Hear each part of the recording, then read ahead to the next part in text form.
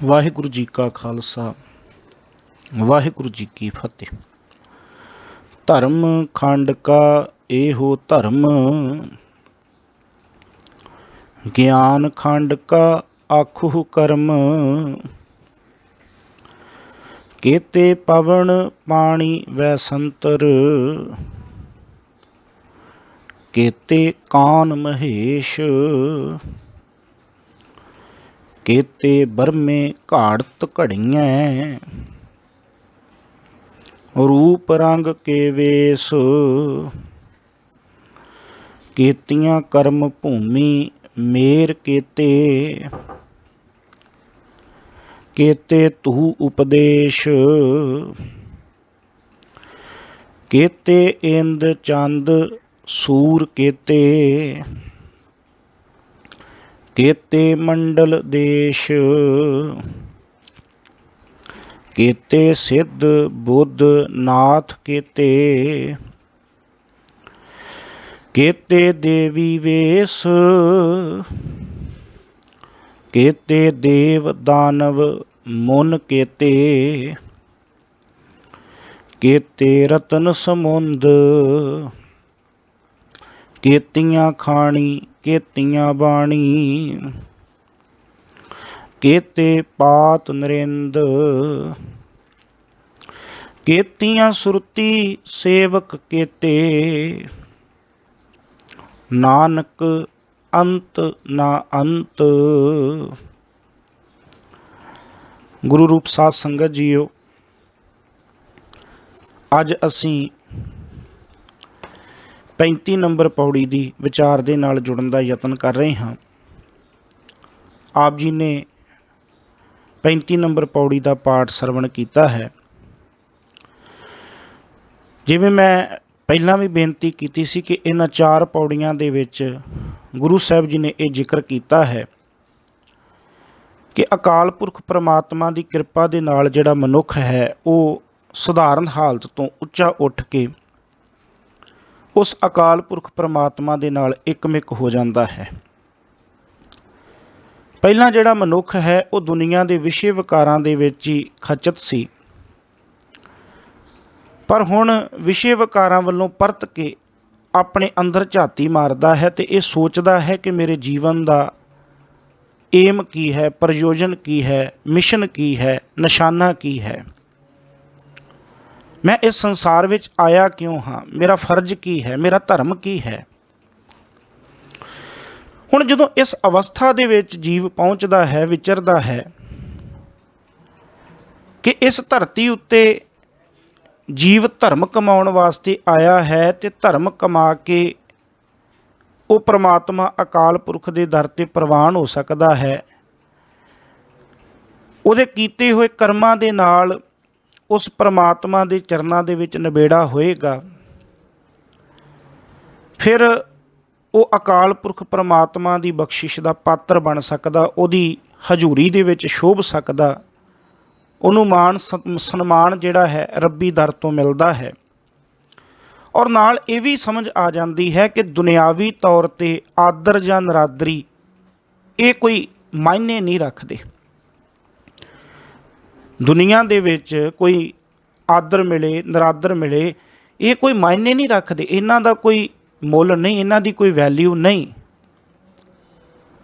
असली आदर वो है जिहड़ा परमात्मा के दर तो मिलता है। जिहड़े जीव परमात्मा के दर ते प्रवान होकर सन्मान प्राप्त करते हैं, साहब कहते वो सन्मान है। दुनियावी तौर पर सन्मान नरादर का कोई मायना नहीं। फिर ज्यों ज्यों मनुख की सुरत इहो जिहे ख्यालों के विच जुड़ती है,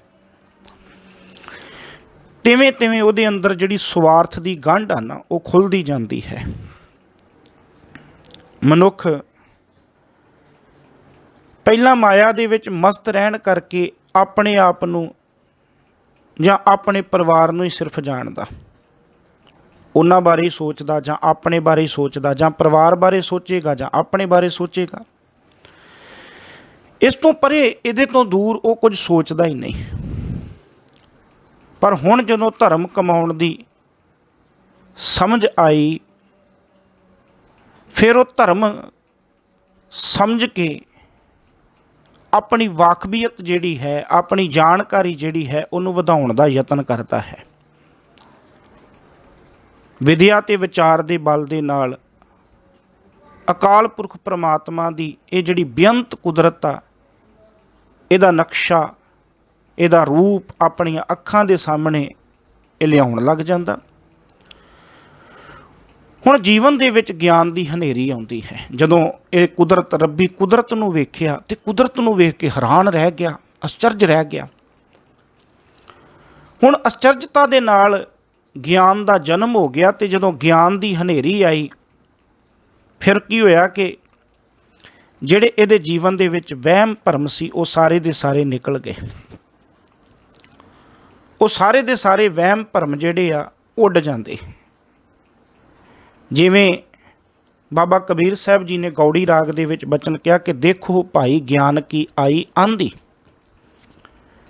ਕਿ ਜਦੋਂ ਗਿਆਨ ਦੀ ਹਨੇਰੀ ਆਉਂਦੀ ਨਾ, ਆਂधी ਮਤਲਬ ਹਨੇਰੀ, ਜਦੋਂ ਗਿਆਨ ਦੀ ਹਨੇਰੀ ਆਉਂਦੀ ਫਿਰ ਹੁੰਦਾ ਕੀ ਆ, ਸਭੈ ਉਡਾਨੀ ਭਰਮ ਕੀ ਟਾਟੀ ਰਹਿ ਨਾ ਮਾਇਆ ਬਾਂਧੀ। ਹੁਣ ਉਹ ਜਿਹੜਾ ਵਹਿਮਾਂ ਭਰਮਾਂ ਦਾ ਛੱਪਰ ਬਣਿਆ ਨਾ ਸਾਡੇ ਜੀਵਨ ਦੇ ਵਿੱਚ, ਸਾਹਿਬ ਕਹਿੰਦੇ ਜਦੋਂ ਗਿਆਨ ਦੀ ਹਨੇਰੀ ਆਈ ਤੇ ਜਦੋਂ ਦੁਨਿਆਵੀ ਤੌਰ ਤੇ ਹਨੇਰੀ ਆਵੇ ਕੀ ਕਰਦੀ, ਸਭ ਕੁਝ ਉਡਾ ਕੇ ਲੈ ਜਾਂਦੀ। ਕਹਿੰਦੇ ਇਹ ਵੀ ਉਡਾ ਕੇ, ਗਿਆਨ ਦੀ ਹਨੇਰੀ ਵੀ ਸਾਡੇ ਜੀਵਨ ਵਿੱਚੋਂ ਉਡਾ ਕੇ ਲੈ ਕੇ ਗਈ। ਕੀ? ਭਰਮਾਂ ਦਾ ਕਚਰਾ, ਭਰਮਾਂ ਦਾ ਛੱਪਰ। ਕਹਿੰਦੇ ਇਹ ਸਾਰਾ ਕੁਝ ਉੱਡ ਗਿਆ ਜਿਹੜਾ ਮਾਇਆ ਦੇ ਆਸਰੇ ਖਲੋਤਾ ਹੋਇਆ ਸੀ।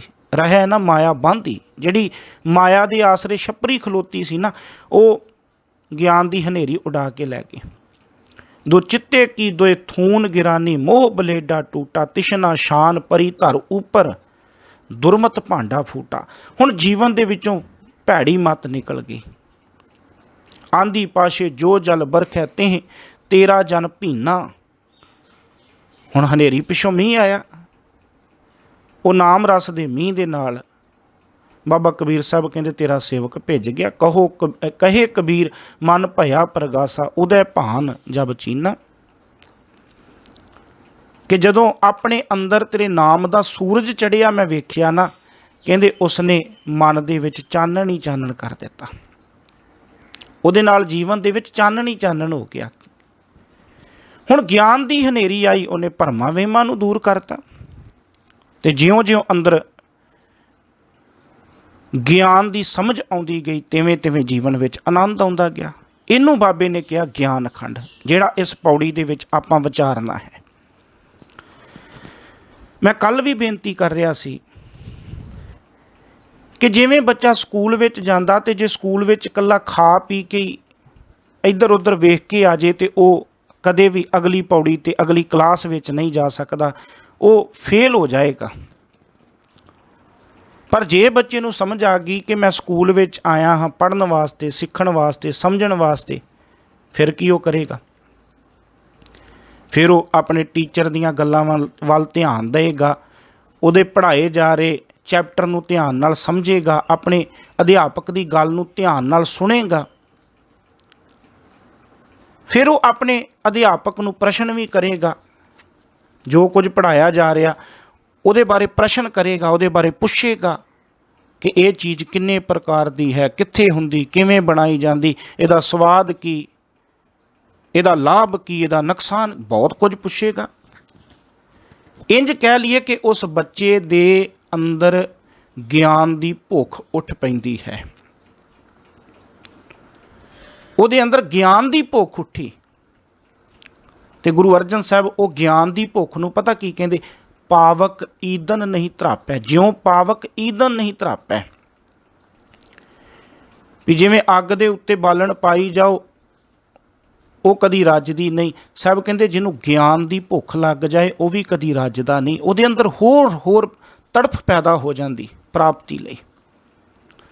ਬਸ ਇਸੇ ਤਰ੍ਹਾਂ ਜਦੋਂ ਅਸੀਂ ਇਹ ਸਮਝ ਗਏ ਕਿ ਇਹ ਧਰਤੀ ਧਰਮਸ਼ਾਲਾ ਹੈ, ਇੱਥੇ ਅਸੀਂ ਜੀਵ ਧਰਮ ਕਮਾਉਣ ਵਾਸਤੇ ਆਏ ਹਾਂ, ਫਰਜ਼ਾਂ ਨੂੰ ਸਮਝਣ ਵਾਸਤੇ ਆਏ ਹਾਂ, ਇਹ ਧਰਤੀ ਸਿੱਖਣ ਦਾ ਸਕੂਲ ਹੈ, ਇੱਥੇ ਸਿੱਖਣਾ ਹੈ, ਇੱਥੇ ਸਿੱਖਣ ਦੀ ਅਭਿਲਾਸ਼ਾ ਪੈਦਾ ਕਰਨੀ ਹੈ।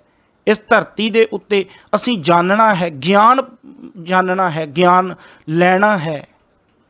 ਤੇ ਗੁਰੂ ਦੇ ਕੋਲੋਂ ਜਦੋਂ ਅਸੀਂ ਗਿਆਨ ਲਿਆ, ਸਮਝਿਆ, ਫਿਰ ਸਾਹਿਬ ਕਹਿੰਦੇ ਜਿਵੇਂ ਬੱਚੇ ਦੇ ਅੰਦਰ ਹੋਰ ਭੁੱਖ ਲੱਗੇਗੀ, ਸਾਡੇ ਅੰਦਰ ਵੀ ਗੁਰੂ ਕੋਲੋਂ ਹੋਰ ਗਿਆਨ ਲੈਣ ਦੀ ਭੁੱਖ ਉਤਪੰਨ ਹੋਏਗੀ, ਪੈਦਾ ਹੋਏਗੀ।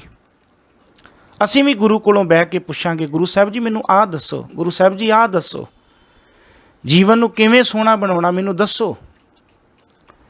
ਗੱਲ ਕੀ, ਆਪਾਂ ਫਿਰ ਗੁਰੂ ਦਾ ਗਿਆਨ ਲੈ ਕੇ ਇਸ ਕੁਦਰਤ ਦੇ ਵਿੱਚੋਂ ਹੋਰ ਗਿਆਨ ਪ੍ਰਾਪਤ ਕਰਾਂਗੇ, ਆਪਣੇ ਅੰਦਰ ਹੀ ਪ੍ਰਸ਼ਨ ਪੈਦਾ ਕਰਾਂਗੇ ਜਿਹਦਾ ਗੁਰੂ ਦਾ ਗਿਆਨ ਸਾਨੂੰ ਜਵਾਬ ਦੇਵੇਗਾ।